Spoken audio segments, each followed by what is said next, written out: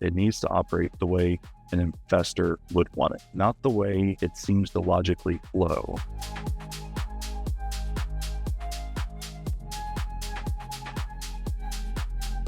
You've had a project going on for a while, some software that I've been itching to find out about because you've been talking about it for a while. And I'm like, all right, man, if there's anybody who's going to crush it from building a software, it's somebody who built a business like you have and who has 130 doors. So can you talk about what this software is and who it's for and what it does? Yeah, first, thank you. That was a big compliment there. I appreciate it. Of course. The software's name is PETE, P-E-T-E. It's not an acronym. Amy and I are Oklahoma State fans, so that was our inspiration and our nod back to Oklahoma State. Good old Pete in some days, huh? Who? Was it? Oh, excuse me. I'm thinking out the wrong game. Not the running back for Oklahoma back in the day. Thinking of No, Pistol Pete is Oklahoma State's mascot. Not an Oklahoma fan. Sorry, man. That's all right. I'll forgive you. But it started out with me being frustrated with having a CRM that didn't work the way I wanted, didn't work the way our business worked, not being able to find one that did, having a separate system, having a separate task management, separate project management, separate everything. And hearing people say, oh, well, just use Zapier to do this, do that. Zapier does a lot, but it's not perfect. There's a lot of holes it leaves. And so with my IT and dev background, I started making something for us. Amy pretty quickly was like, hey, there's other people that hear this problem everybody else is. Big time. You can sell it. And I was like, I have absolutely no interest.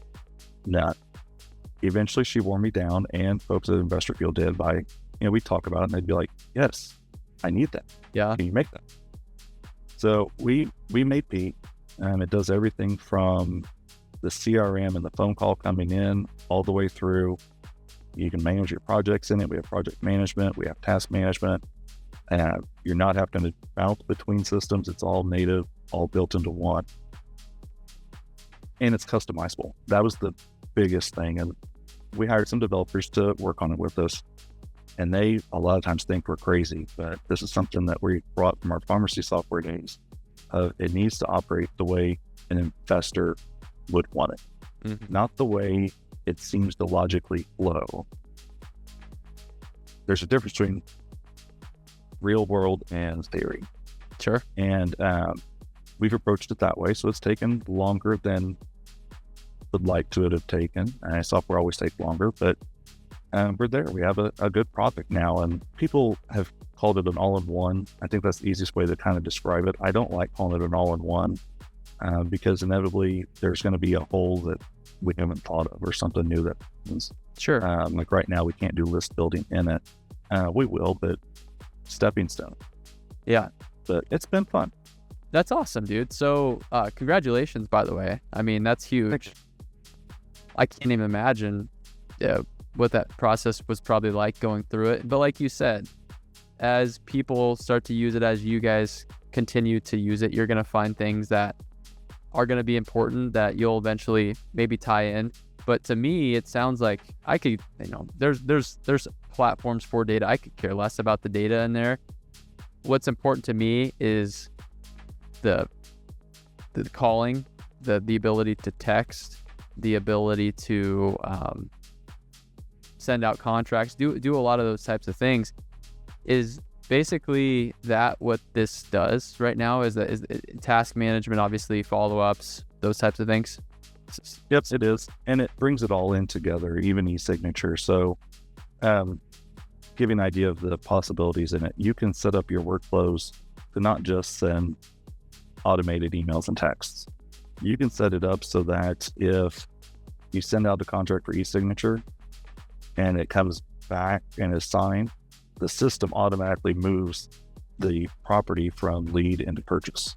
Nice. And then kicks off whatever you want it to at that point. Whether that's putting in tasks to send the title or sending emails or whatever the case is. And you can do that kind of automation based on pretty much any point, any data point that's on the property. So, if there's an appointment that's canceled, we track it, and then we put in a sequence, and we have a lot of things happen. If somebody says they sold the house, great, here. Instead of updating the status and maybe doing a workflow, although most people don't actually follow up with people who say they've sold. Yep. All our lead manager has to do is one thing: move it to a status of appointment or sold, and then it kicks off everything else. And in 30 days, that person gets reminded, if we haven't heard anything from that seller, to go ahead and check and see if it's actually sold or not. That's pretty cool. Yeah, and for people who are listening to this, like, this probably sounds foreign to you if you're not familiar with the customer relationship management system, which essentially this is what this is, right? This is this software for managing your contacts, your leads. But in my opinion, this is what either makes or breaks a business, is having a good way of following up with your sellers, and not overcomplicated, but like let the system do the heavy lifting, because salespeople are terrible at follow-up. Like, let's just be real.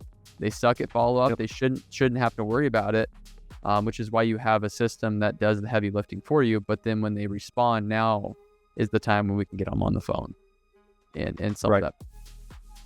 So, and it helps alleviate the judgment decisions of, well, should this one be a long-term follow-up? Should it not? Well, it doesn't matter. Did you make an offer? Offers declined. Here's where it goes.